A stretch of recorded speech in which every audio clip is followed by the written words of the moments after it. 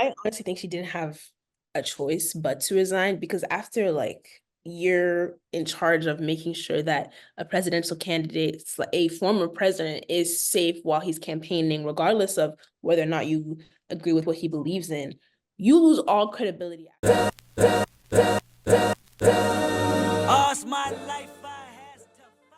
right, what is up, Beyond the Mic family? Back Hey, again. It's Yeyya. and it's Xiomara. And we are very happy to be back on Zoom because so much has gone down since the last time we saw each other. And we are just going to get right into it. Of course, as always, any opinions expressed during the duration of this podcast does not reflect the larger Beyond the Mic organization. And with that out of the way, let's just get started. So there was an assassination attempt on the former president of the United States. Yes, there was. Oh, crazy. Never thought I would ever live through that in my lifetime. Like, I thought it was going to stop after JFK, to be very honest. Real, real. Yeah. Insane. So talk to me about the Secret Service trial, because we were literally just talking about it before we started recording. So Oh my, down. so crazy. So the director of the Secret Service basically went in front of the committee and they had a 5 hour long conversation as to what happened. Because the American people are wondering, how did this happen? And basically when she went in front of them and like couldn't give adequate detail, couldn't give the information that the American people wanted to know, or the representatives, was basically evading questions the entire time. And they were saying you should resign. And during the trial, she was like, I'm not going to resign. And today she stepped down. So it was not looking good. It was looking really bad. They were like, why is it that where the shooter was shooting at the perimeter, why wasn't the perimeter expanded? And she was like, well, I can't give complete analysis. We're still waiting 60 days until we can get all of the information. And they were like, with all due respect, this is an assassination on the president.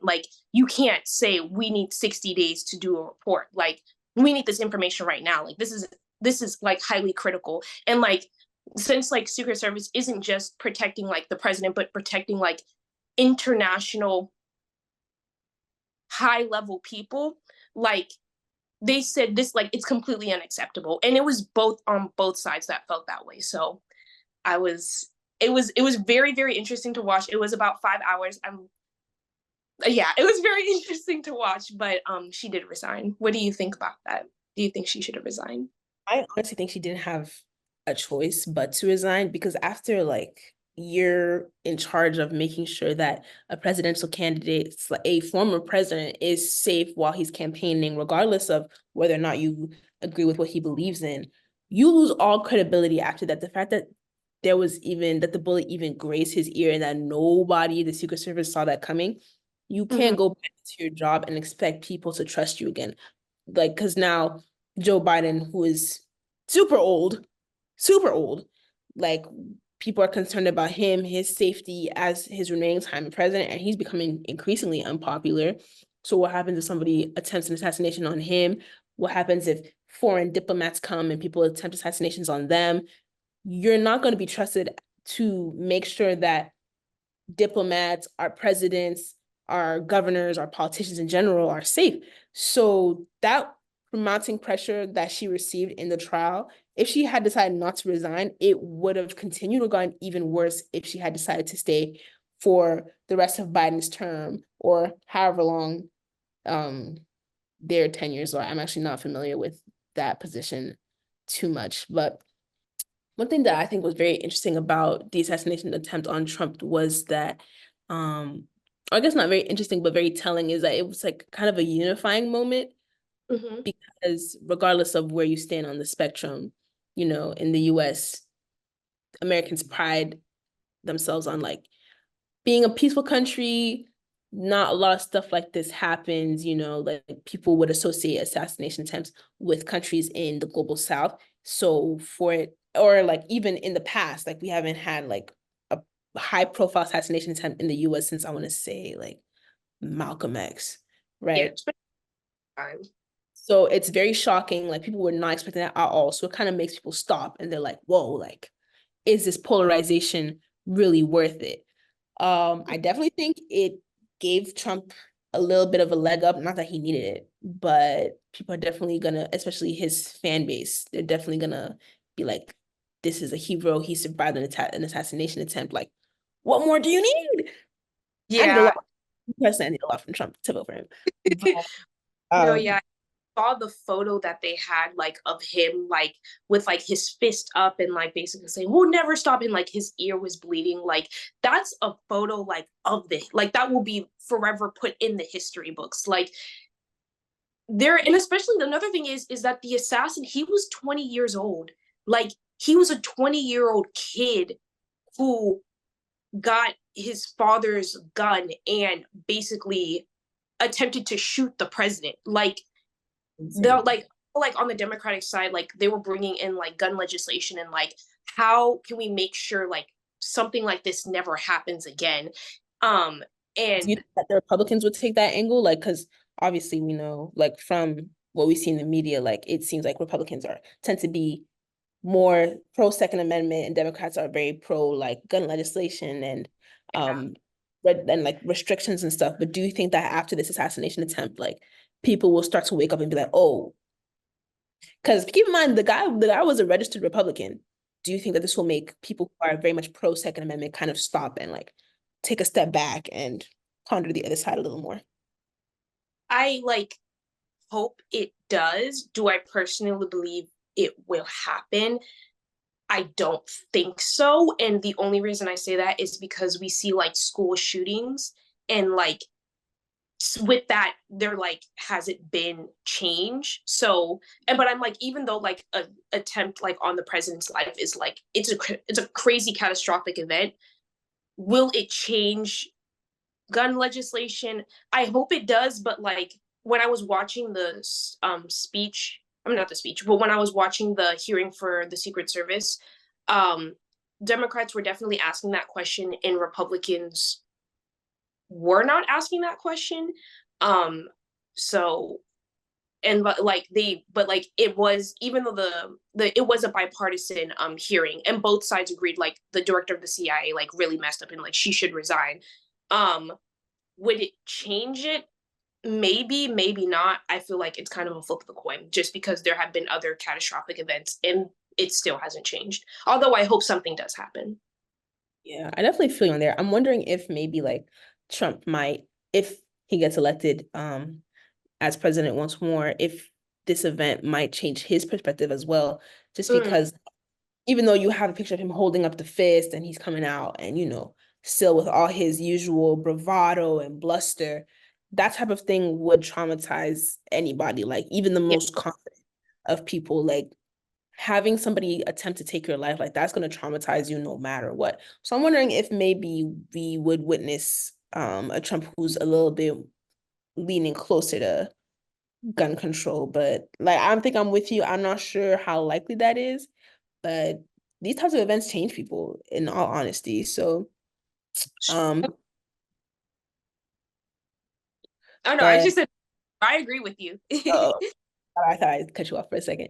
But let's talk about Trump's VP pick, JD Vance. What are your thoughts on him? I think he's interesting. Honestly, I thought it was so interesting that Trump went with JD Vance instead of Tim Scott because Tim Scott, like I'm not saying I'm like every nominee, I know like they all wanted the position, but Tim Scott fought so hard for that position.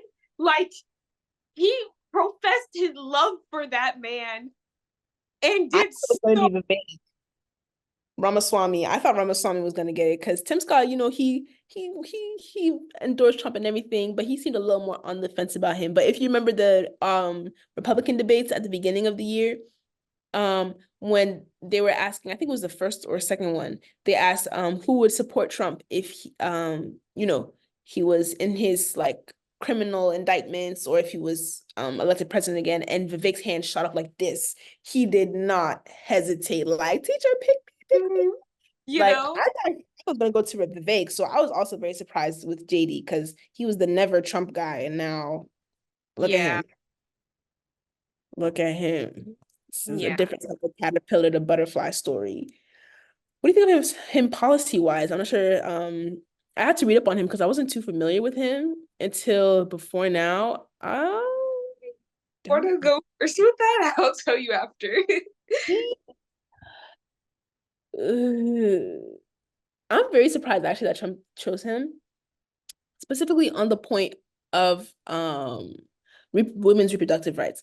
Just because in the debate, the Trump versus Biden debate, the first presidential debate of the year, Trump said that he was open to allowing for exceptions for rape, incest, and things like that, and risk of the mother in terms of abortion. And he wasn't like 100% sure about the total abortion ban. But JD Vance seems to be total like anti-abortion, pro, like he's a self-proclaimed pro-natalist, which I think that word is so gross. But so I thought that was very interesting. And also just the fact that JD Vance at first was just not a Trump supporter and he's come so far. But I think Trump likes that. I think he likes the fact that he's been able to quote unquote convert so many non-MAGA Republicans to his side and like bring them over to him. I think he likes it. I think it makes him feel good. And that's why he chose him. Because I don't know if policy-wise they're gonna agree, but Yeah, I just feel like he's very far right. Very, very far right. And like I feel like he's like MAGA, like will they agree on policy? Maybe, but like will MAGA Republicans love him?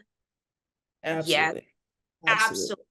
And it's like at the end of the day, like that's his central base. So it makes sense. Well, it made sense, even though there were like other candidates. I was surprised too, but like it makes sense why he was chosen. Like he will forever be loved by them. He will forever be loved by MAGA Republicans. Like, and especially like because like they go so hard for like pro-life, like that's something that like no, like they don't, I don't think they would want any like doubt or shift in that type of conversation. Like it needs to be a yes or no. There is no like, oh, there's maybe, oh, there's an exception. And JD Vance represents that yes or no. So yeah.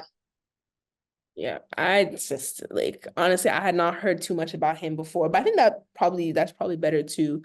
I don't think Trump would have wanted somebody from who had been on the stage during the first during the Republican primaries, just because, can't have anybody like outshining him too much, you know what I'm saying? Yeah. But moving on to our Democratic Party, let's talk about Joe Biden's decision to step down. I Mm, personally thought that that was the best decision for the Democrats. yeah. I told you last episode I was not a vote blue, no matter who. I was not feeling Biden at all because of his age. I wasn't sure about if he was like coherent enough. Sometimes I didn't agree with all of his policies, specifically with foreign policy. And at the same time, like I just thought that his decision to keep going and keep saying, nah, I'm gonna keep running, like I'm fine. I personally thought it was kind of selfish on his part, and I was starting to doubt his intentions for in staying in the race because I was like, you're hearing so many people to the point where Barack Obama, his twin, his bestie, was like, nah, like you gotta step down. Was Mhm. telling him that, and he was still like, I'm gonna stay in. I'm sitting here, I'm wondering, like, does this guy want what's best for America, or does he just want to be president? So at Mm. some point, you're hearing so many people telling you, like, people are not confident in you, and you're just like shoving them aside. You're just dismissing their concerns. For me, that shows that's like now it seems like you're in it more for the power. So I was very reassured when he decided to step down and when he endorsed Kamala Harris. What are your thoughts on that? Yeah. And so I was honestly like surprised he like was going to step down because I didn't know if he was like actually going to do it. Like I know that there was definitely pressure on like the Democratic Party to for him to step down, but I didn't know if he was actually going to like make that personal decision and do it. But I thought it was honestly like a brilliant move. And I could understand why it was so hard for him to step down, because he's been in politics for so long. Like, this is his life, this is his baby. And like, he always, but I know that like he wants the good of the American people. And so, especially during the debate, they wanted to see a separation between Trump and the Democratic Party. And because his debate like it wasn't his best performance, the American people didn't get to see that separation. And so I think it was a good move that he stepped down and endorsed Kamala, because Kamala really shows that separation between Democrats and Trump.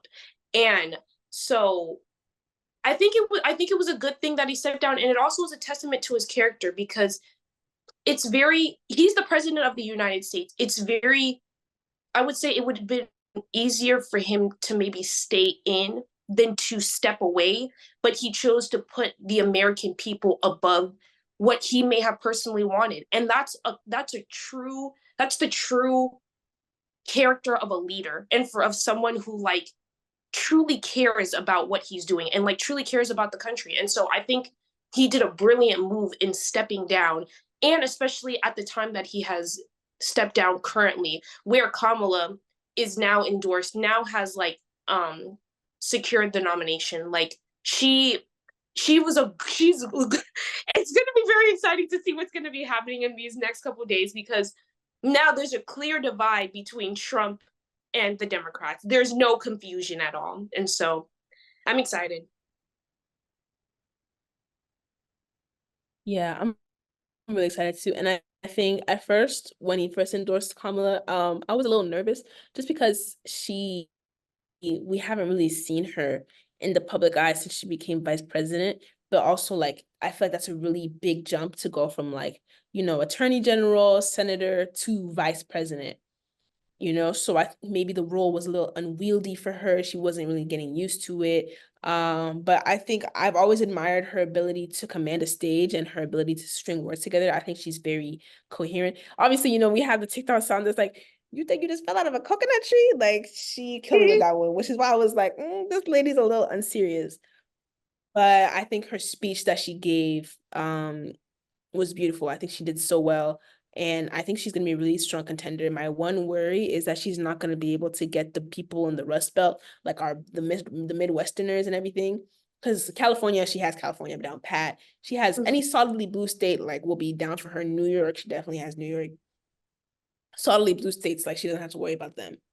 But the issue is getting people in the Rust Belt, like Pennsylvanians, getting people in Ohio, because already I'm not sure if just because she's a woman, Black and South Asian, I feel like she's not going to be palatable to your average like white Midwestern suburban / working class American, so she's going to have to work extra hard to win their approval. And again, like, with America that's becoming increasingly divided and seems like, to me, is regressing when it comes to civil rights. We have like Product 2025, which we could spend a whole episode on, honestly, and I think we should. We have the total overhaul of affirmative action. Like, there just seems to be this kind of pushback against having a more diverse America now. I don't know where it's coming from. She's gonna have to work 10 times harder. And I think her VP pick, whoever she picks to be her vice president, is going to be instrumental in that. I think Kamala's VP pick is going to be so crucial in this race. Unfortunately, we do not have enough time today to discuss it. So we'll definitely be back later. And we're coming back to campus soon. So we're going to be in the studio chopping it up, talking all about politics for the rest of the year. This election season, again, is going to be so crazy. I'm super excited to see where everything goes. I'm super excited to see how Vice President Harris does in this race. Thank you, Xiomara, once again for joining me. We will soon have our third member. Who it is yet, but we will have somebody else joining us soon. Thank you guys for tuning in to BTM Politics. Make sure you tune into BTM Politics, Sports, and Entertainment coming soon. Thank y'all again. Bye. Bye. Thank you.